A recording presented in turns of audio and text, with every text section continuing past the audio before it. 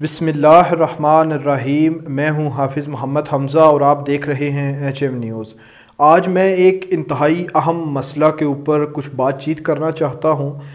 मोहतरम अरसलान अहमद अरसल साहब, जो कि एक नातगो शायर भी हैं, जिनकी एक मशहूर ज़माना नात हम बनावट से नहीं कहते कि हम तेरे हैं, बहुत मशहूर नात हुई। आजकल उन्होंने YouTube के ऊपर एक सिलसिला शुरू किया हुआ है जिसमें जो मॉडर्न दौर में नाथानी के ज़रिए जो खुराफात फैलाई जा रही हैं अहले सुन्नत वल जमात के स्टेजों से, उसके ख़िलाफ़ वो बात कर रहे हैं, जो कि एक इंतहाई अहसन इक़दाम वो कर रहे हैं। क्योंकि इस वक्त हम देख रहे हैं कि कुछ ऐसे नाथान हजरात हैं पाकिस्तान के जिनको हम यानी कि जो अपने आप को एक बहुत बड़ा हीरो समझते हैं, लेकिन उन्होंने अहले सुन्नत वल जमात के स्टेजों को ये रगमाल बना लिया है और ऐसी ऐसी खुराफात वो कर रहे हैं कि दिल खून के आंसर होता है। लेकिन चंद दिन पहले अरसलान अहमद अरसल साहब ने एक वीडियो बनाई जिसमें उन्होंने उवैस रज़ा कादरी साहब, जो कि एक इंतहाई मोतबर नाम है और पाकिस्तान के अंदर क्या बिलखुसूस पूरी दुनिया के अंदर नाथानी में जितने भी नाथान हैं वो उनको एक अपना रूहानी उस्ताद भी मानते हैं,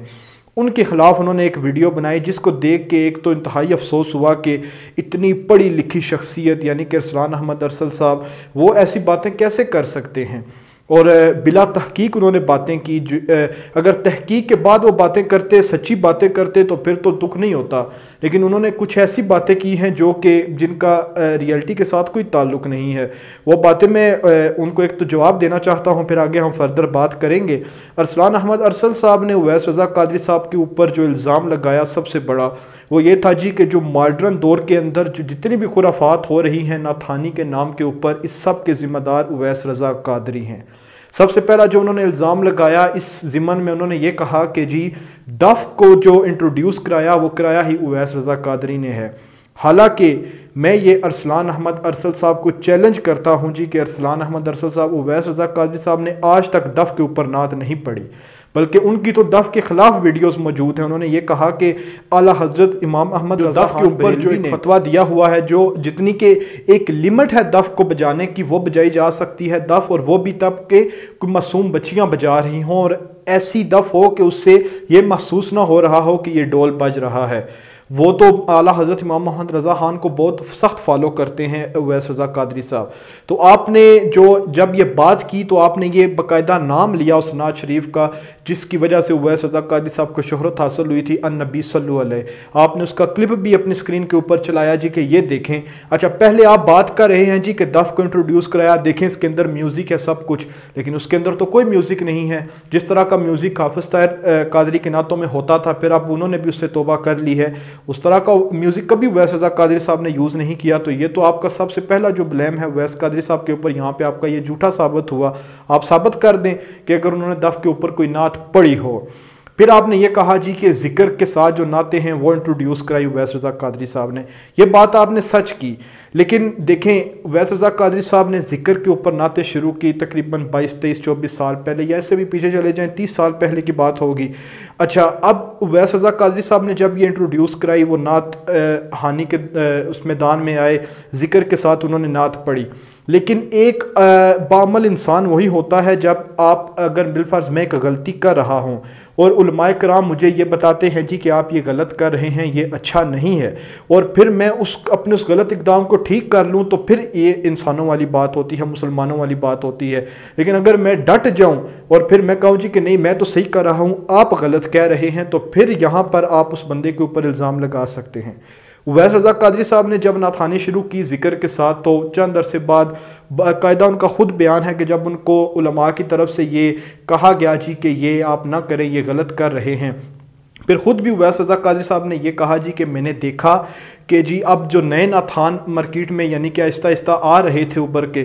अपने एल्बम रिलीज़ कर रहे थे, तो वो अब उस ज़िक्र को बड़े गलत तरीके से यूज़ कर रहे थे। हालांकि जो उवैस रज़ा कादरी साहब के नातों के पीछे ज़िक्र होता था वो एक असली ज़िक्र होता था, यानी कि जिसमें सही अल्लाह का नाम बज़ाहिर लिया जाता था और समझ आती थी। और अब जो नाथान ज़िक्र कर रहे हैं इसमें वो पीछे यानी कि खुदा के नाम को इस तरह वो पुकार रहे होते हैं जी कि समझ नहीं आ रही होती। तो उवैस रज़ा कादरी साहब ने कहा जी कि उसके बाद मैंने ज़िक्र छोड़ दिया था, और उस ज़िक्र को छोड़े हुए भी तकरीबन 20 साल होने लगे हैं। یعنی کہ 20 سال ہو گئے اس بات کو، انہوں نے اس سے معذرت بھی کر لی، اور آئندہ بھی وہ اب جس محفل میں جاتے ہیں تقریباً وہ وہاں پر کہتے ہیں جی کہ نعت خوانی کا ادب کریں، نعت خوانی کے آداب وہ سکھاتے ہیں۔ اور ابھی تو آپ دیکھ لیں، میں خود کئی دفعہ اویس رضا قادری صاحب سے ملا ہوں، ان کی محفل میں نے اٹینڈ کی ہیں، جب وہ نعت پڑھ رہے ہوتے ہیں بندہ ایک وجدانی طور پر بہت آگے نکل چکا ہوتا ہے، بندہ اپنے آپ کو یہی محسوس کر رہا ہوتا ہے کہ میں گنبد خضرا کے سائے میں بیٹھا ہوا ہوں۔ لیکن آپ نے یہ کہا جی کہ نہیں، ساری خرافات اویس قادری صاحب نے لائیں، حالانکہ ایسی کوئی بات نہیں ہے۔ پھر آپ نے یہ کہا جی کہ گانوں کے طرز کے اوپر جو ہے یہ بھی اویس قادری صاحب نعتیں پڑھتے ہیں۔ اگر آپ کو سر اور لے کی تھوڑی بہت سمجھ ہو، زبیب شاہ صاحب کے ساتھ آپ کی بڑی اچھی سلام دعا ہے، آپ کبھی ان سے اس بارے میں سبق لیجئے گا کہ جی سم ٹائم ایسے سر ہوتے ہیں جب آپ وہ بہر بنا رہے ہوتے ہیں نعت کی، تو وہ ایک قدرتی طور پر وہ جو ایک کسی نے گانا گایا ہوتا ہے وہ سر اور یہ آپ کا مل جاتے ہیں۔ اس طرح تو زبیب شاہ صاحب کی کئی ایسی نعتیں ہیں کہ جو اگر ہم میچ کریں تو وہ کئی ایسے گانے ہیں جس کے ساتھ وہ طرزیں ملتی ہیں۔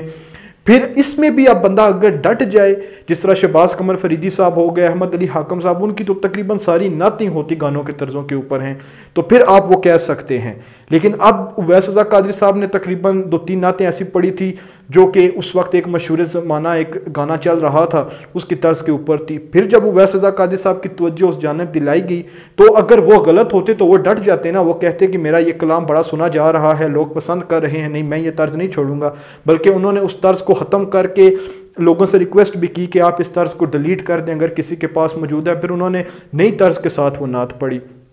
تو یہاں پہ بھی دیکھ رہے ہیں کہ اگر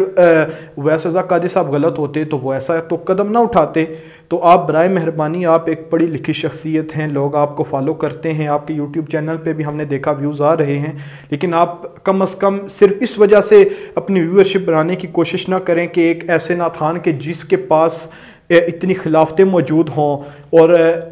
تقریباً میں تو کہہ سکتا ہوں پاکستان کا ہر نعت خوان کسی نہ کسی لحاظ سے اس نے اویس رضا قادری صاحب کو لازمی فالو کیا ہوا ہوگا، جو پیدا ہوا سن کے کئی نعت خوان، جید نعت خوان ایسے ہیں اس ٹائم جو ان کو سن کے جو مشہور ہوئے ہیں۔ پھر آپ نے یہ اویس رضا قادری صاحب کی یہ تصاویر سامنے چلائیں اور کہا جی کہ یہ دیکھیں ان کو چاندی میں تولا جا رہا ہے۔ تو ارسلان احمد ارسل صاحب، ہم کئی دفعہ محافل میں دیکھتے ہیں کہ نعت خوانوں کو سونے کا تاج پہنایا جا رہا ہوتا ہے، چاندی کا تاج پہنایا جا رہا ہوتا ہے، وہ ایک خوشی کا اظہار ہوتا ہے۔ آپ اس کے اوپر بھی ریسرچ کر لیتے تو کیا ہی اچھا ہوتا۔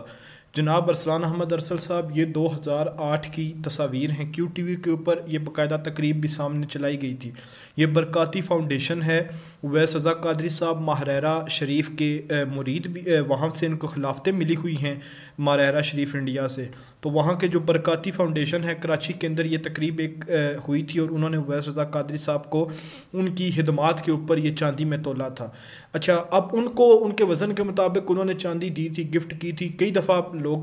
تحفتاً چیزیں دیتے ہیں جن کو وہ پسند کرتے ہیں۔ اچھا، اب آپ نے اس کے اوپر ریسرچ کی ہوتی تو آپ کو شرمندگی نہ اٹھانی پڑتی کہ اویس رضا قادری صاحب نے یہ بھی بتایا بعد میں کہ انہوں نے یہ چاندی اپنے پاس نہیں رکھی تھی، حالانکہ آپ خود سوچ لیں کہ 70-80 کلو وہ کہہ رہے تھے چاندی تھی، تو 70-80 کلو چاندی کی قیمت کتنی بنتی ہے؟ لاکھوں روپے اس وقت بنتے تھے۔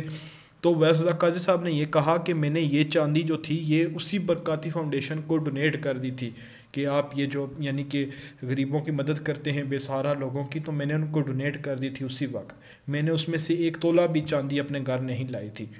تو آپ ان چیزوں کا خیال رکھیں۔ اب جو مرضی، اب آپ کہہ رہے ہیں جی دیکھیں یہ کیا ہو رہا ہے، یہ کیا ہو رہا ہے، اس میں تو کچھ غلط نہیں ہو رہا، اس کا نعت خوانی کے ساتھ کیا تعلق ہے؟ لوگ کئی دفعہ گاڑیاں گفٹ کر دیتے ہیں، کوئی زبردستی تو نہیں کسی کو کہتا نا کہ مجھے یہ تحفہ، تو آپ کو بھی کئی دفعہ لوگوں نے تحفے دیے ہوئے ہوں گے۔ اب ہم کیا آپ کی وہ تصاویر چلا دیں جی دیکھیں یہ ارسلان احمد ارسل صاحب شاعر بنے ہوئے ہیں، یہ نعتیں لکھتے ہیں، اور یہ دیکھیں یہ کیا ہو رہا ہے؟ تو اب اس چیز کا استعمال کیا ہوا، وہ حالانکہ لے کے بھی جا سکتے تھے، لیکن اب ان کا یہ جو اچھا اقدام ہے آپ نے اس کے اوپر توجہ نہیں دلائی۔ تو کائنڈلی جو ہے وہ آپ اگر اس طرح کی ویڈیوز بناتے ہیں تو اس کے اوپر تھوڑی سی ریسرچ کر لیا کریں، آپ کے لیے یہ بہتری ہوگی تاکہ آپ کو بعد میں شرمندگی کا سامنا نہ کرنا پڑے۔